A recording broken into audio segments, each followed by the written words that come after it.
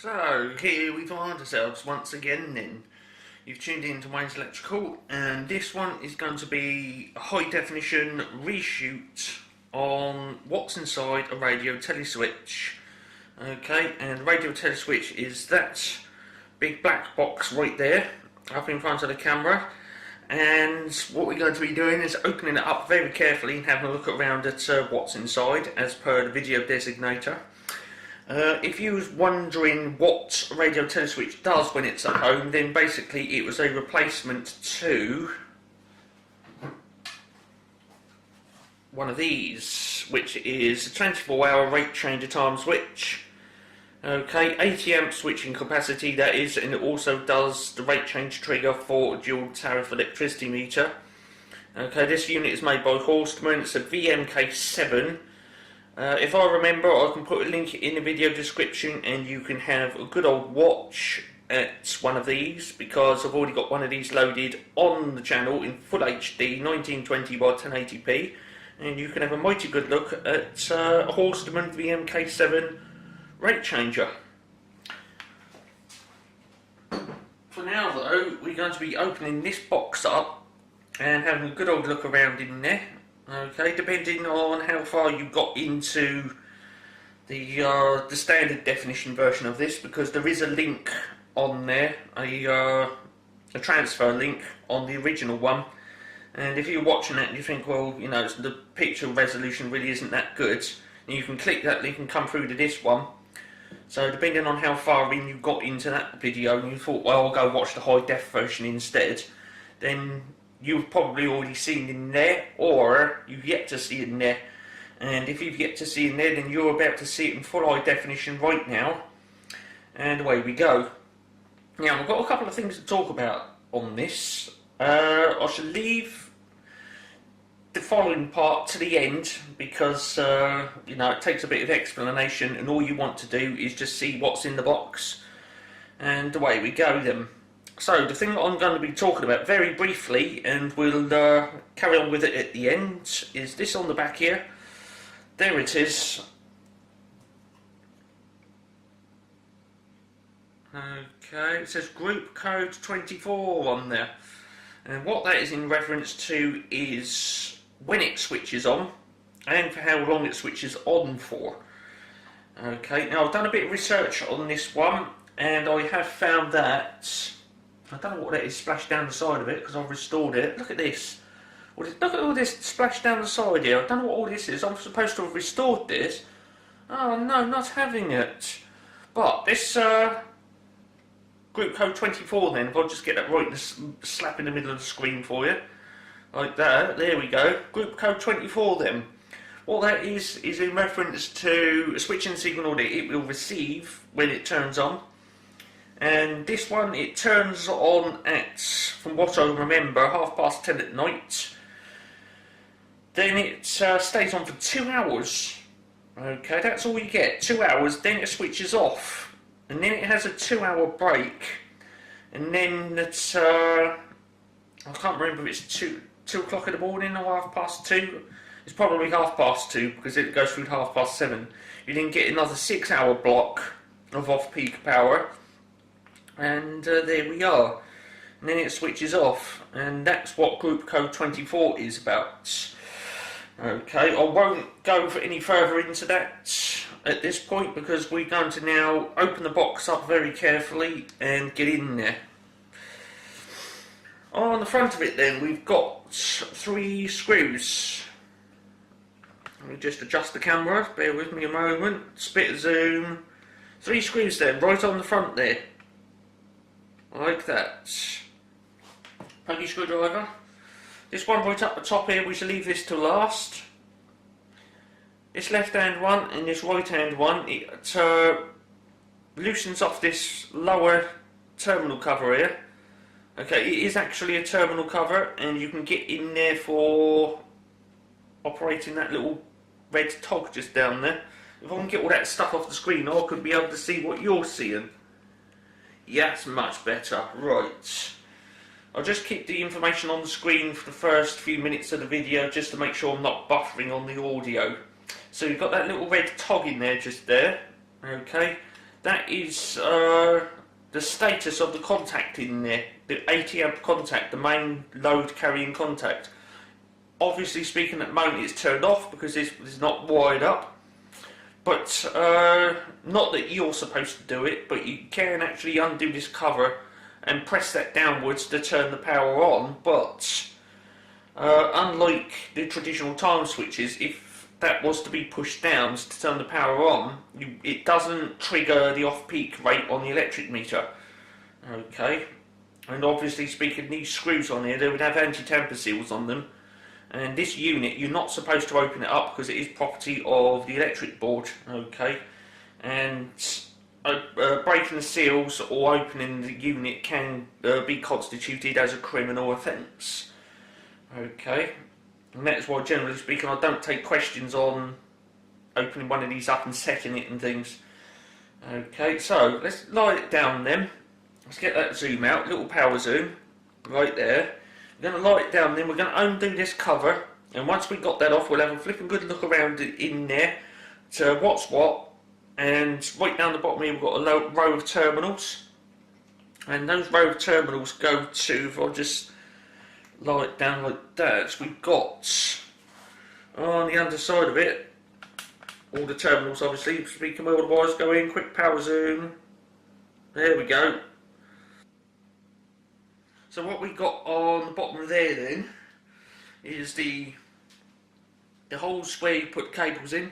You can clearly see on this that this large hole here and this one all the way over here is associated with the nice big chunky 80 amp switching capacity.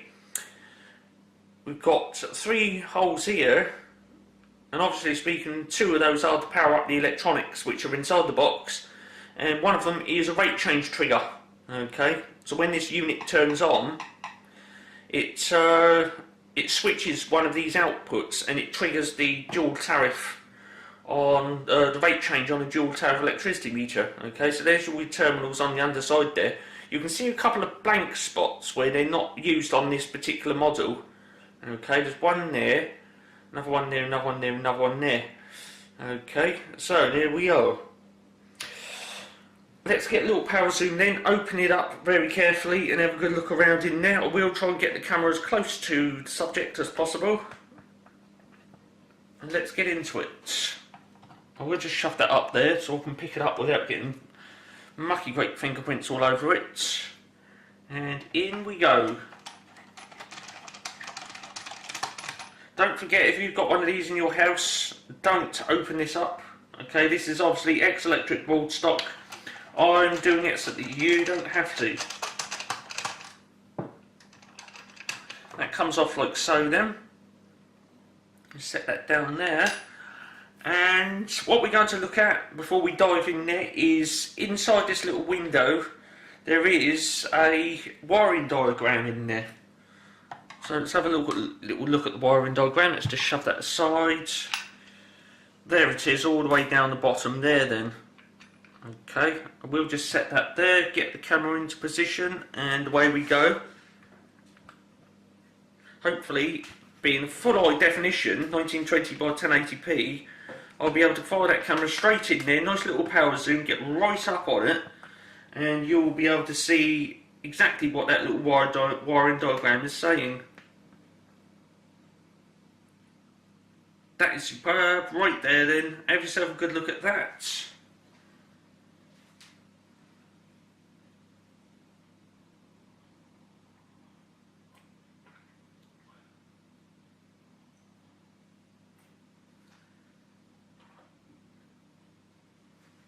There it is then. If you wish to continue looking at that, then pause the video now because we're carrying on into the video little power zoom. There it is then. Let's get that out of the way of the camera.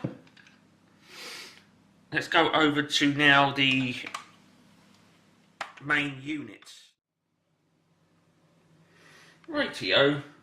We've got then the large terminals down here for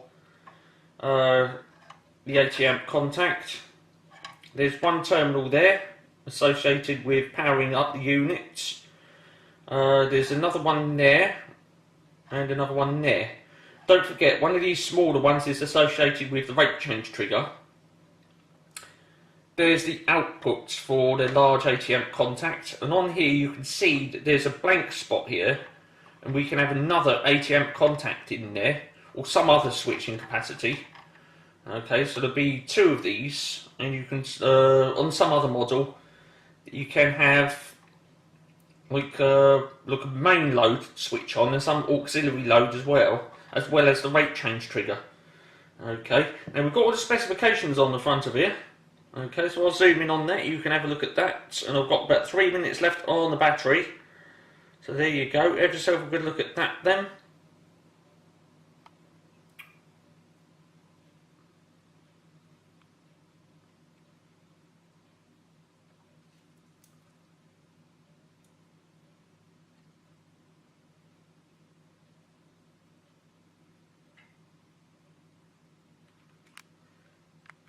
Sorry about the wobbly camera.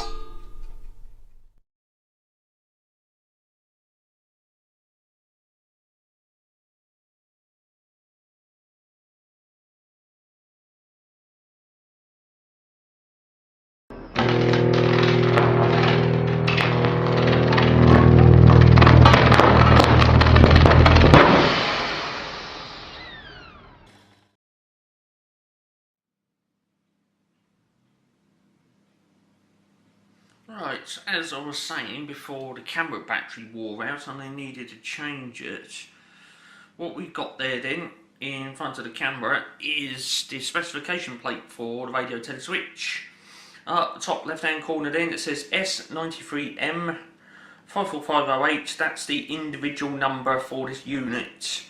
The 93 in the S93M, that indicates the first year that this was put into service or calibrated or whatnot. And also down in the bottom left hand side of the specification plate, you can see it down there, it says made in UK 1993, so that kind of ties together.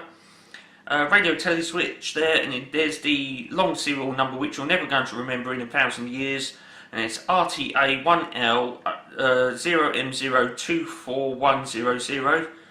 Okay, so if you've got all those numbers on your bingo card, then you get a full house. We've got this bit, antenna, and it says A or B. Now this one is set up for antenna A, as denoted by this little red plug which has been pushed into there. Okay, and we'll be finding out a little bit later on into this video what is meant by antenna A or B. Okay, you can only have one, you can't have both. Okay, so this one's set up for antenna A. There's all our technical details right there then. Okay, ICA is a 2 amp, and that refers to the rate change trigger. ICB is just left blank. ICC is left blank. And then ICD is 80 amps. Okay, so ICB and ICC is something to do with this down here where it's blank. Okay, one of these, either ICB or ICC, would be in reference to this. Because there's nothing in there, this has been left blank, and maybe the other one can also trigger some other kind of, it's like an auxiliary 2 amp sort of switch in there. But this one's only got the 2 amp rate change trigger and an 80 amp main contact. And then over here it says UN 240 volts 50 hertz, okay, for the UK, and there we go. Up here it says property of Norweb, okay, it's obviously ex-electric board stock, this one. I obtained this straight out of service, so there we go. Quite why the customer's having this removed is unknown to me. It's either they didn't want off-peak electric anymore, or they was moving over to prepayment electricity or something like that, and because of that this unit was no longer required and thus removed. What we're going to be doing now then, if I just tilt the camera up a bit, is I'm going to open up this top compartment right there, and we're going to be looking around at what's in there now, and you can see me behind the unit. Okay, and there we are. So I'm just going to tilt that way a bit, because reflective surfaces are a bit of a pain in the backside in that respect. That's a video subject, not me. Okay. So we're going to open that screw up now then, and have a look around at what's in here, okay, and you might be surprised, okay, you probably open it up and think, oh, you know, there's going to be massive electronics in there, but watch this.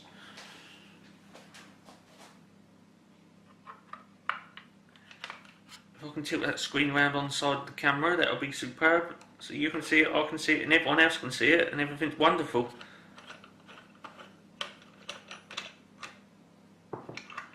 Right. Now with this, if I just zoom this right out, if I turn this around, you will see that this is hinged. Okay, that's the only reason. That's the reason why you've only got one screw holding it on, is because the cover up the top, it's hinged like that. And if I tilt that up, it then just comes away like so. And you probably noticed this in here, but we'll get back to that in a moment. Because here's the cover then that I've just taken off, and inside there's nothing in there at all, just in case you was curious as to what was in there. You can see the camera. Oh look, there's a camera. Okay, so there's nothing in there in case you was curious as to what was inside the case. Now then, making sure I'm zoomed right out, let's bring the main unit back in. And what have we got in there? Well, we have what appears to be some kind of ferrite core antenna in there, and the rest of it is a big empty.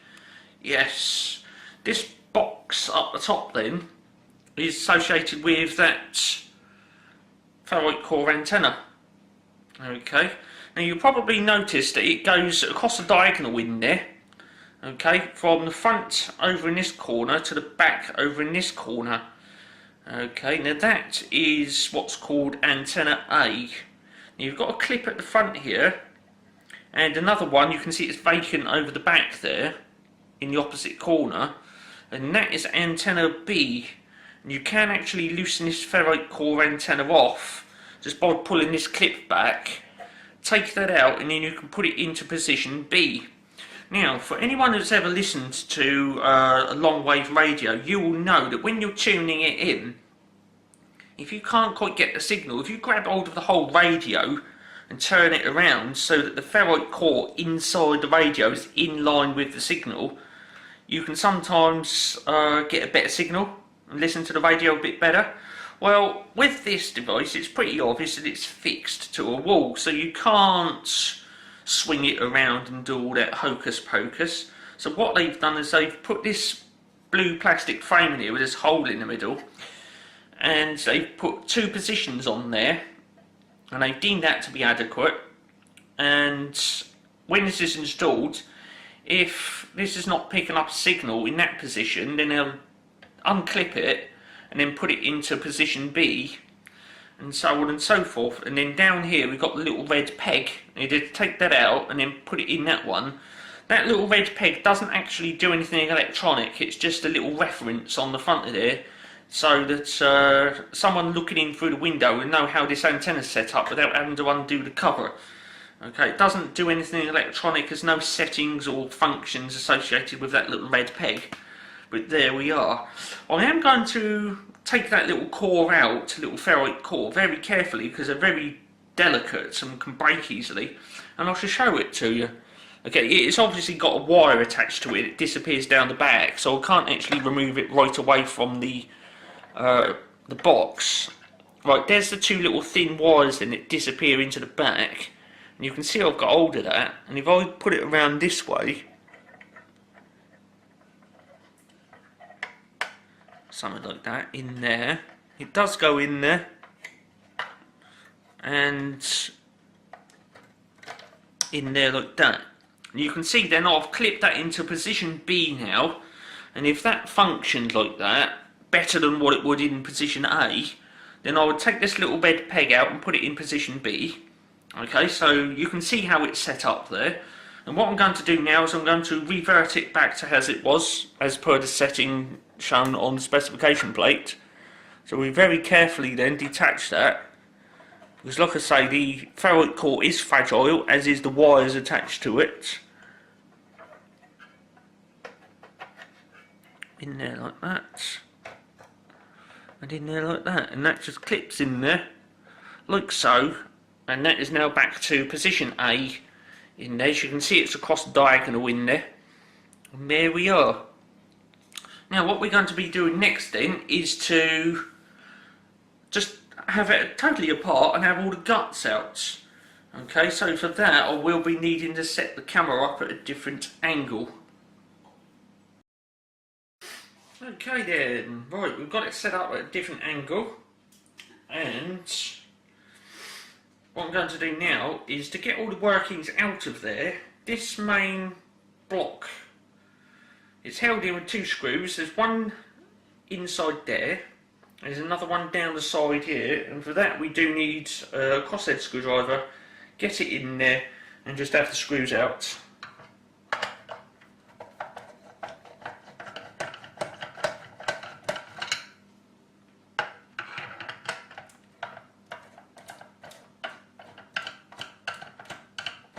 And then this cover on it just lifts out with the centre section, because it's that which holds in all of the workings. There you go, that just comes out like that. Okay, so we've got that. That's a shield that actually dropped out.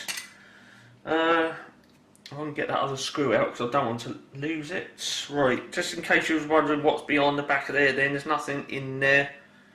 But that's the main part which holds in the electronic circuit board. Okay, so we got that out, then I'll just put that over the back there. There it is.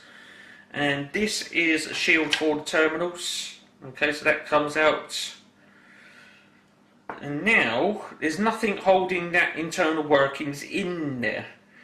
Okay, so you can actually get hold of that and pull it all out, and the 2 easiest things to get hold of in order to remove it is this here, and this, very carefully with this plastic, what's the thing I'm looking for? It's a guide for that ferrite core antenna. So you get hold of that and that, and then the whole lot just lifts out, something like that.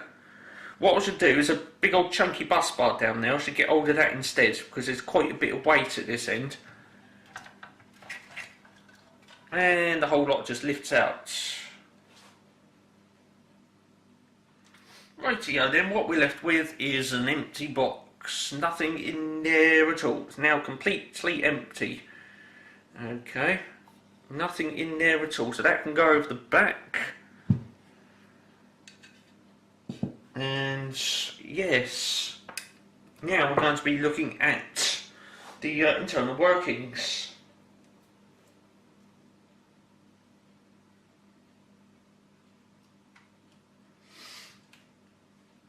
Here we are then.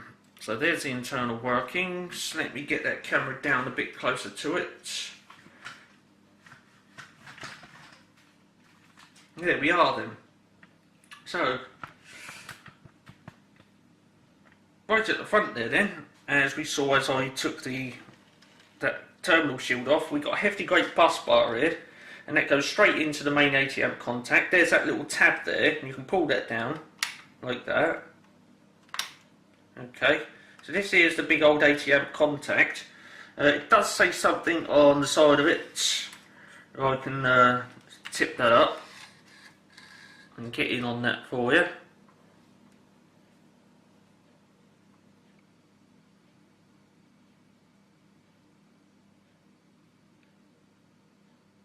There we go. Schlumberger Industries RH20-20 100 N2DO, whatever that is, no idea, but there it is, and that's listed on the side of that big old 80 amp contact. Okay, just coming into shot here, we've got a little transformer. Okay, now that's something you don't see on modern day electronics, because they'll have some kind of what I believe was called a switch mode power supply or something like that. And that little transformer in there that obviously powers up all the electronics inside. So really speaking, this thing is set up like a little transistor radio. Okay, so you've got your power supply in there, and yes, that's your little power supply and making all the electronics work.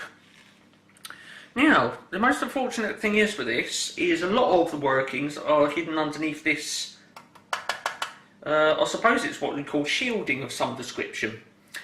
And to get in there, I'm going to have to stop the camera, take all that off, and then come back. Okay, so if you just bear with me, I will do all that, and then we'll continue on. Okay, so just hold on there a moment.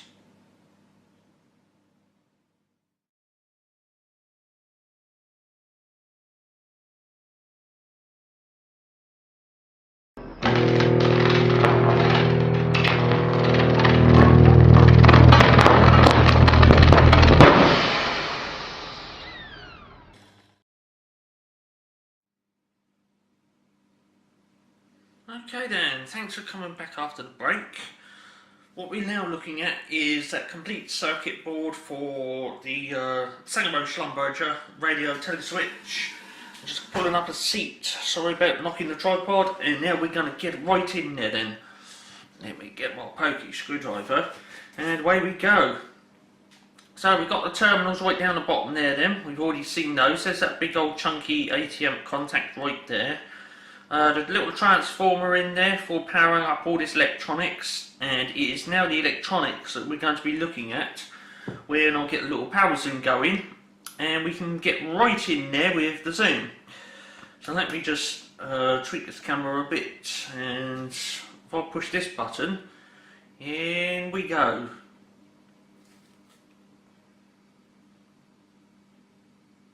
Coming into view then, or going out of view because of the zoom. Come along, camera.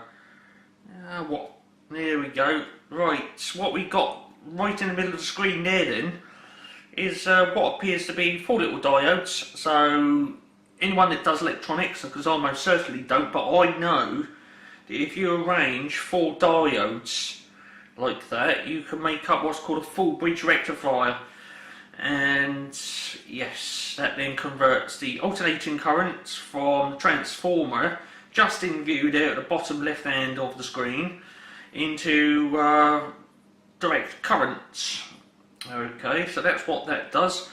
No idea what these little bobbly things are here. There's one there and there's one there. I've got a feeling that that's a transistor device right there, but it's all in there. Let's get that zoom out a bit. That's the reason why it almost went out, because I'm right on the edge of the optical zoom. Moving up a bit then. Right, we've got some kind of device here. I don't know what this is. Okay, it's got look, one of those metal plates on the back with a hole in it. You can just about see the hole there. Okay. Just over here we've got 3 whopping great capacitors. And it does actually say something on the top of those. If I lean over the camera and look in there, I might be able to have a look at that for you. But we can always use the zoom and see if we can get right in on it. Now, it's going again, isn't it? Come on, camera. What? There we go, we got it. Now let's get everything off the screen and I might be able to read that with you. Okay, it's 85 Celsius. Doesn't really say much about what make they are and the capacitance and all of that.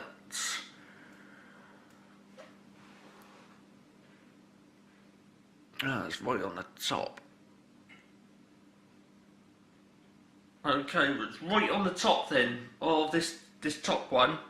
Just sit right on the top here. You can't see it, but it says what is it? Right, on the top of there now it says 1000 microfarads, 35 volts. Okay, so obviously speaking, the workings in there are either like running on 12 or 24 volts or somewhere around about there, and a 35 volt capacitor inside there will be more than adequate for all of the workings. Moving over this way a bit then, coming in there, this jobby. This is the rate change contact, which operates the electricity meter to change over to the low rate on the electricity meter. That is actually made by Omron, and there's a load of work numbers and specifications on the side of it. But because it's a clear, transparent case, I might not be able to get the camera on that. I will give it a try though.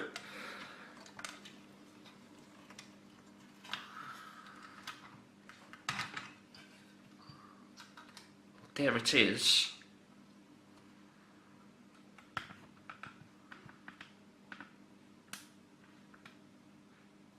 Get that a bit closer and then zoom right out. I'll get the crosshairs in the middle of the screen.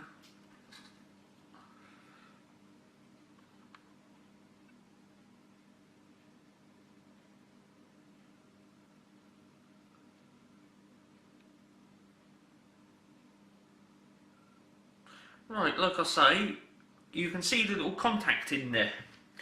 Although this is just an on-off contact, this does actually have normally open and normally closed contacts in it.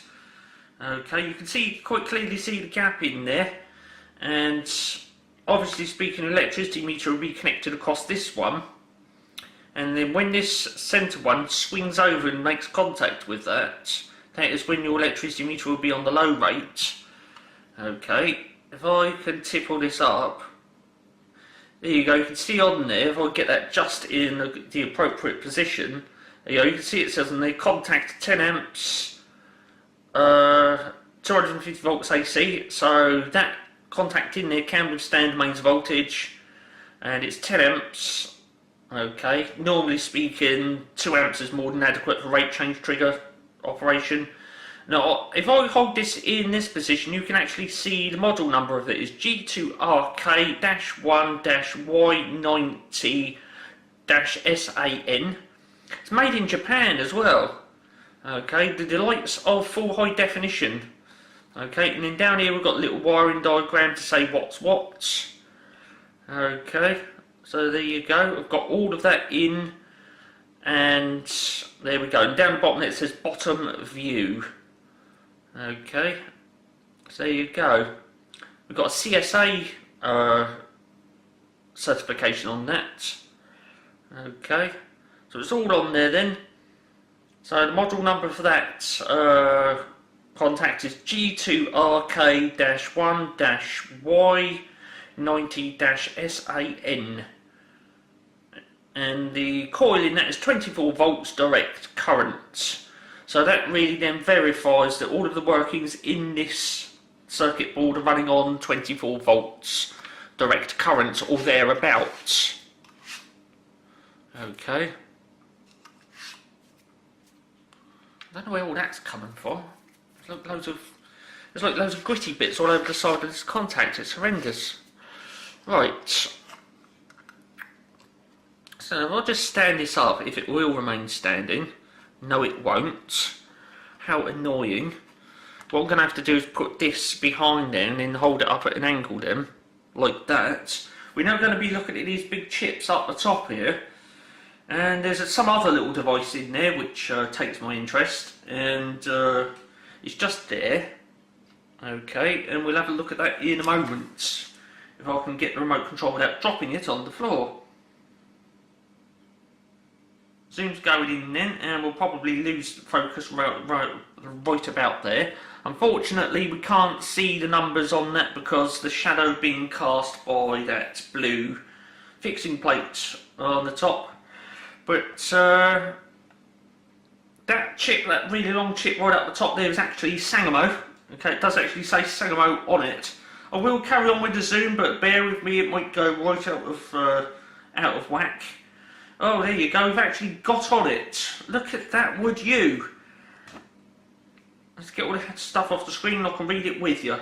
Right, okay, it's a Sangamo then. RTS004HD63A01V1E10P. Okay, and then just down there it says 3H1 Japan. So if you've got all those numbers on your bingo card, you get a full house. Okay, those two little devices just above it is a black one and a red one. I do not know what they are, but they're in there. Okay, and then just underneath that we've got these three other little chippies. Okay, you've got that one there, another one there, and one just over here somewhere. Okay, and then you've got two little adjusters there. just coming into here in the left. There's one there, and there's another one just up there. Okay, you actually find these in radios. Okay, you put a screwdriver in there, you can adjust it. I won't do it because it's obviously already set up. Now then, the little thing which takes my interest then. There it is, like a little row of switches. Right there. Now, oh dear. Let's try and get it a bit closer to the edge of the worktop without it falling off. Right, there it is then. Bit more zoom if I can without it going out of whack. Yeah, we're pushing our luck there, aren't we? Wait for that to adjust. Whop. Right, that's about as good as it gets then. Now, at the bottom of, or should I say over to the right hand side, you can clearly see on it says open. Okay, so if the bottom of the switch is pressed in, I'd seem to think they're off. Okay, and if the top of the switch is pressed in, then that's obviously connected. Okay, so we've got off, off, on, off, off, on, off, off. And for that, I'd seem to think if that is what I think it is, then that's some kind of code. And when it's configured in that fashion, then it's set up for group code 24. Okay, and if I knew the other positions, I could basically go in there and reconfigure that for another switching pattern.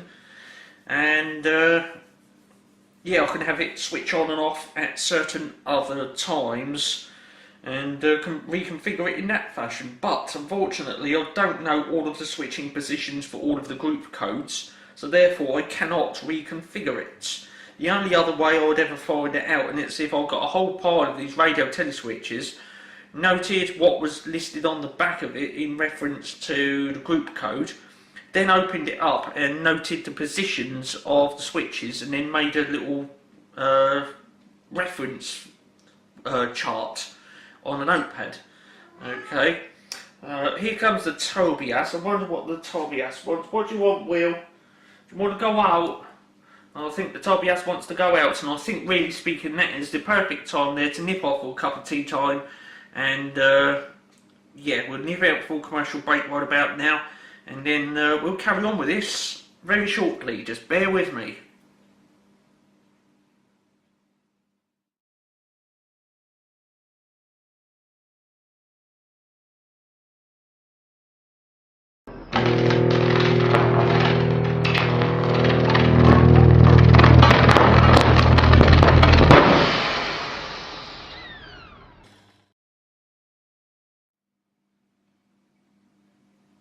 Okay then, thanks for coming back after the break, and during that break it's pretty obvious that I grabbed a cup of tea time, and what we're going to be looking at now is seeing if we can get that thing reassembled. Let's get the cup of tea out of it, because cups of tea and electronics don't really mix that well. So then, we've got this metallic shielding in it which went around the top half of that circuit board.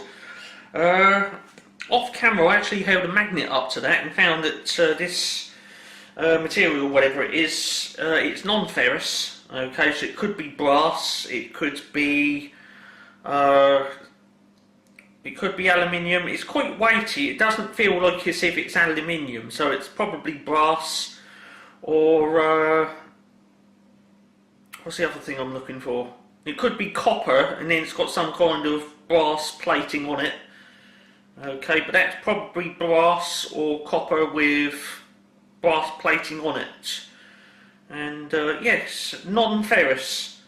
Okay, so, you know, I'd like to think it's some kind of radio frequency shielding for all of the workings in there, but it's non-ferrous, so, you know, it would never rust or anything like that. And I'm going to show you how all that lot reassembles onto that circuit board now. And well, let's just get into it. I'm going to put the camera over to the side at an angle like that, so then I can get in there and do all the stuff. And there we are. So what I've done first of all then was to get this part, because this part does actually clip onto the circuit board. We've got little holes in here. Got these bits here that stick up at the bottom, and these actually protrude through specialist holes in the circuit board. Okay, if I'll get this, you can see, there you go, row of holes there. 1 there, 2 there, 3 there, and 1 just above that contact 4. Those little pegs on the bottom of there, okay, there they are. Is that it? No, wrong part. Those, okay, those stick through those holes. So I'm going to put that into position now, and then away we go.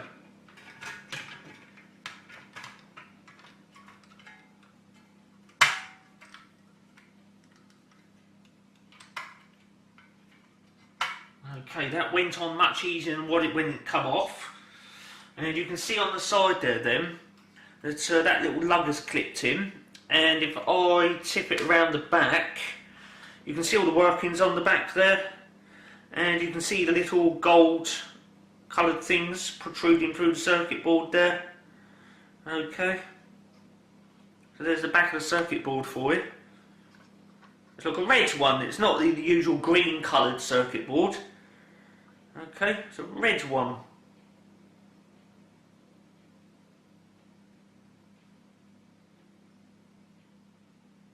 There you go. Those 2 blue things up the top are in reference to that blue plate that's on there which holds in the ferrite core antenna.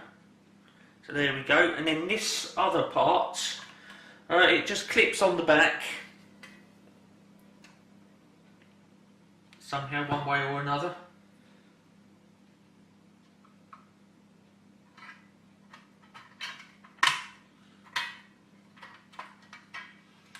It does go on there. Like that. There we go, that just clips on there then. And you can see that once again, if I'll get this camera at the correct angle, there you go, you can see once again that the back part, it overlaps there and clips in with that little lug down there, one down there. I don't know why, but they've left these connections here exposed. Okay, maybe that's for testing or something. They can get a set of test probes in there or something, and then clips on round the back there. And then just to secure all that lot in, there's a little wee hole just there. Okay, there it is. And there's a little screw which goes into there. And I have a little screw. A little wee screw. Okay, and that goes in there, so I'm going to try and put that back in there. Okay, and then it holds a whole lot together, and I believe there's also some kind of grounding strap on that, and when this screw gets put in, it connects a whole lot to ground, so maybe it's sort of to stop radio frequency interference or something like that.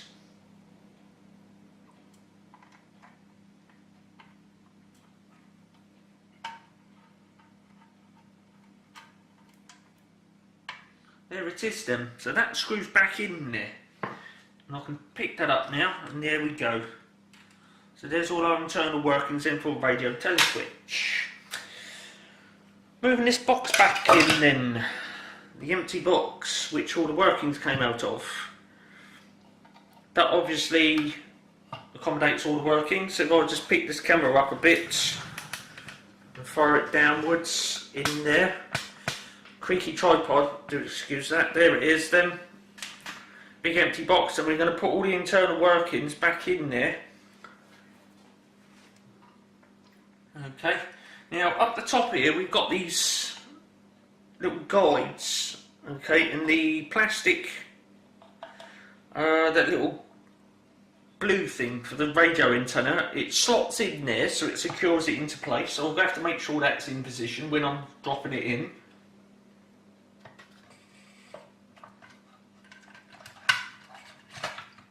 Okay then, everything's in there, most superbly. Okay, so I'll pick this up now. You can see that the little blue thing has gone in its guide. And we've also got guides down the bottom here for all the terminal workings. There you go. So you can see all the guides down the bottom there, all those are lined up. And that thing on the top there. Just there. Okay, so it's coming to focus most superbly. You can see that part on the casing there then, that's holding that blue part into place for the ferroid core antenna. Just inside there are those switches. Okay, so you don't need to have all this out and take all this shielding off in order to change the configuration. Okay, you can just poke like a big long pokey thing in there and change those switches. So that you know, in the factory they can configure that to turn on one of the group codes appropriately. And there it is then. Little power zoom. What we're going to do now is reinstate that part. Remember this in there, but before we do, we need to put the terminal shield back in. It goes in there something like that. There it is, that's in position then. And now we put in this part which holds on all of the workings.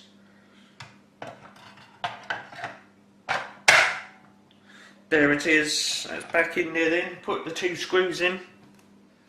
Remember these hold in this block.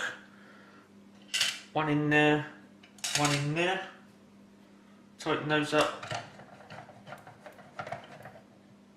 That's that one. And there's that one. Okay, we can stand it up now without any of the workings dropping out. There it is.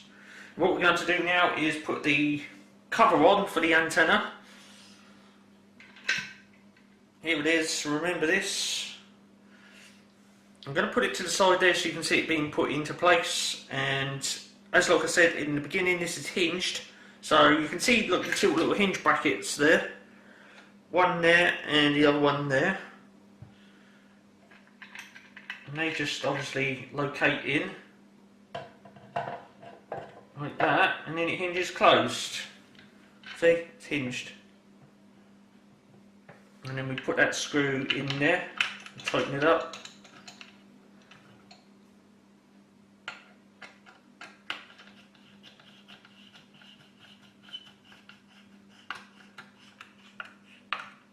Like so. There we are. And now what we do is we put the other cover on. The one with the little viewing window in it, remember this? Okay. It obviously goes on there one way up only. Okay. So that goes on there. And we do those screws up.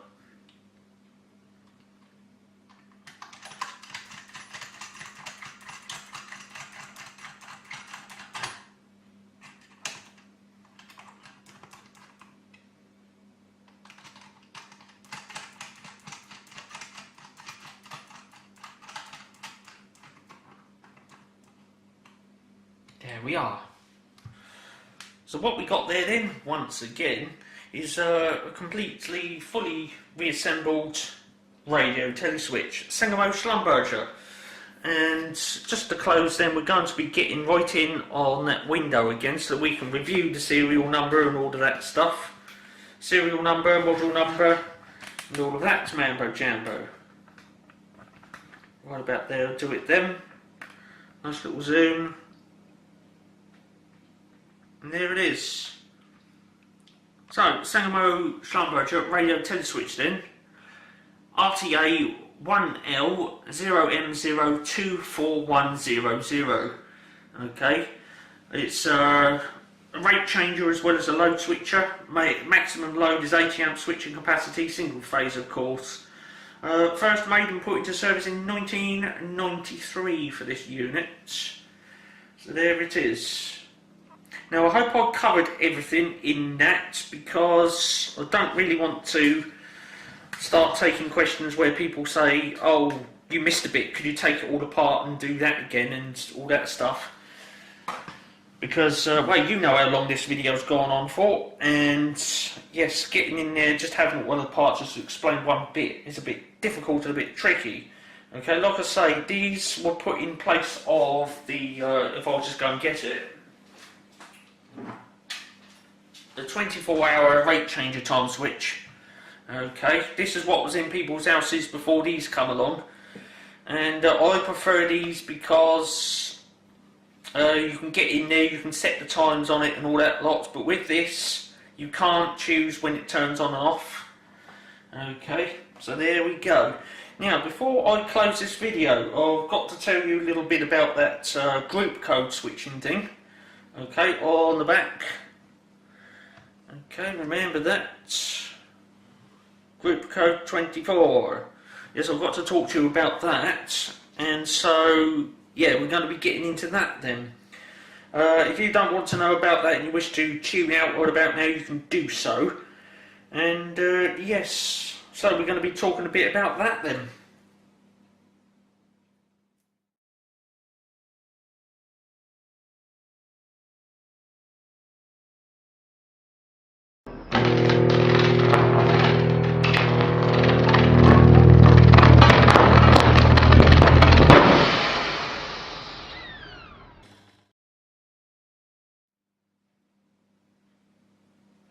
Okay, you're back then. So you've come back after the break because you want to know a bit more about that sticky label which is on the back of that and what it basically means and all of that stuff. Now, what we got there then up in front of the camera is the radio Teleswitch, and if you could possibly imagine, you know, X number of thousands of these all dotted up and down the country, what Grid Central cannot have happening is all of these lot clunking in all at the same time. Okay, just to put things into perspective, this one, it can have a load weighting on it up to 80 amps. Now, just to, you know, work the numbers on that, 80 amps at 240 volts is 19,200 watts. Okay, that's how much this thing can take if it's going full bore. Okay, and if you've got X number of thousands of these things up and down the country and they all clunk in at the same time, all of a sudden Grid Central are going to need to call up an extra couple of hundred megawatts of power, and yeah, that will probably be pulled the grids down trying to do that. So what the manufacturer of these have done is this. On the back there then, you can see that sticky label on the back there. It says group code 24. What that basically determines is the times that the unit switches on and switches off. Okay, now I'd like to think that you haven't got like one part of the country which is group code 1, and then you've got like the north of Scotland which is group code 2, and then you've got Wales which is group code 3. No, I'd like to think that you know, because if it was that way, it wouldn't be group code, it would be called region code, wouldn't it? You know, the south of England would be a certain region, and the north of Scotland would be another region, and Wales would be another region, and all that lot. And, well, if you can imagine, you know, because it gets a bit cold up Scotland in the winter, you know, the whole of Scotland just switching on at 11 o'clock at night is going to knock out the Scottish part of the national grid, and therefore it's going to cause problems, you know. So what they need to do is make up various different switching codes and then sprinkle these around the country. Okay, as an example, I could be group code 24, my neighbour might be group code 8 or something like that. Okay, and then obviously speaking, my one turns on at 11 o'clock and their one can turn on at 11:30 or something like that. And of course what happens is, the way these are switched is they are operated on BBC Radio 4 198 long wave, and the signal for this is piggybacked onto that, and at a specific time of, you know, night or in the morning or whatnot, BBC Radio 4, they send out a switching signal. This receives it and then turns on or off respectively. Okay, and then I seem to think over the space of, you know, a couple of minutes or so, all of the various different region codes, or not region codes, what is it? Group codes. All of the various group codes are sent out. Okay, they'll do region group code 1, then 2, 3, 4, 5, all the way up to whatever the top number is. Okay, this one's group code 24, and there we are. Okay, now like I was saying in another part of the video, this one it switches on, I think it's 10:30 in the evening.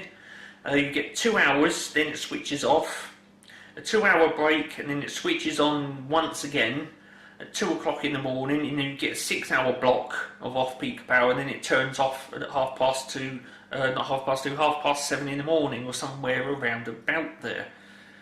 Okay. So that's a little bit of what I was saying about that group code then. Okay. So I could be group code 24, my neighbour might be number 2, and then the factory down the road, which is a 24-hour operation and has got, night shift workers in there. They may have one of these on their electric meter, and therefore it's worth their while to take advantage of cheap rate electric. Okay, so the night shift can get all their work done on discounted rate electricity. And so they'll have one of these fitted, and at a certain time of night, their signal for their group code will be sent out, and the factory will then be switched over to cheap rate electricity, along with maybe a bit of storage heating and electric hot water and things like that. Nothing wrong with that at all. Yeah. And so there it is.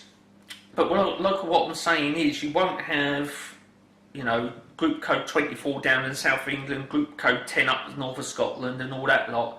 I seem to think these are equally and fairly spread out around the country.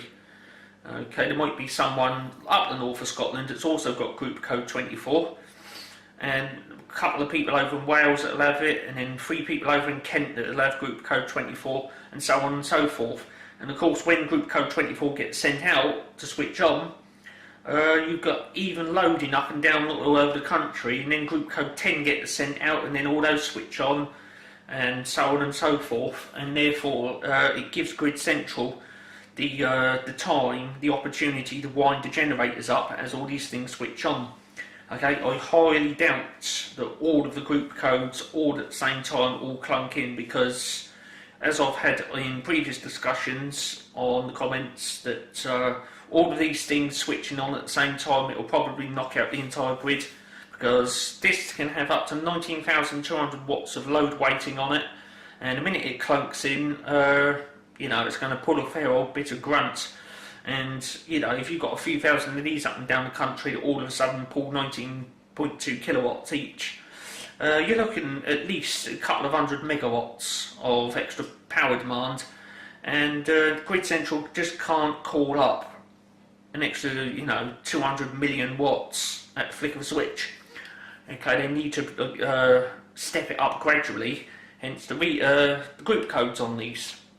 Okay, and like I say, with this one, it's not a solid 7-hour block of off-peak electric.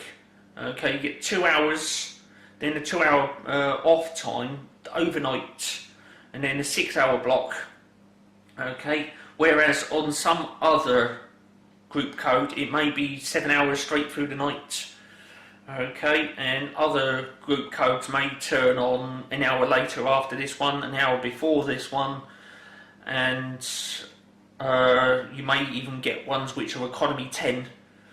Okay, this one obviously you get 7 hours, but not in a solid block. Okay, it's 2 hours, then a 2-hour break, and then a 6-hour block. And and then you might get others where they do the 7-hour block straight through, and then you get the economy 10 ones of these. And I do believe with economy 10, you do actually get a bit of off-peak power early afternoon, somewhere around about there. So, nice little top up there. But I'd seem to think that the cost of electricity isn't as discounted as economy 7, but I don't know that. But that's a little bit on that label, in case you were wondering what that was on the back, what it means. Okay, it just pertains to when this thing switches on and off, and the fact that there are different group codes, and I would like to theorise that all of these do not switch on at the same time, because it would knock the national grid out. Okay, so what we've been looking at then is the Sangamo Schlumberger radio teleswitch. Okay, there were other manufacturers. Okay, it looks at Horstman. Okay, although they stopped manufacturing these, they did actually go into the radio teleswitch market and start manufacturing their version of the radio teleswitch. Okay, and I'd seem to think they've also got a set amount of group codes, and they also operate on BBC 198 long wave. Okay, and then there we are. So, I'd like to say thanks for watching this one. I know it's banged on a bit, but there we are, and there we have it. Little bit later on then, even more vids coming up, video exclusives, which will never show on the previous Boombox Deluxe channel. Okay, I'm looking for a few thumbs up. Okay, if you can spare me one of those, then do press that button. And another button to press, if you haven't already, is that subscribe button. Okay, it saves you having to miss out on future vids and you know, those video exclusives as and when they pop up. So I'm out of here. I'd like to say thanks for tuning in, for watching the what's inside of a Sangamo Schlumberger radio teleswitch. There will be more later as and when. Cheers for watching this one then.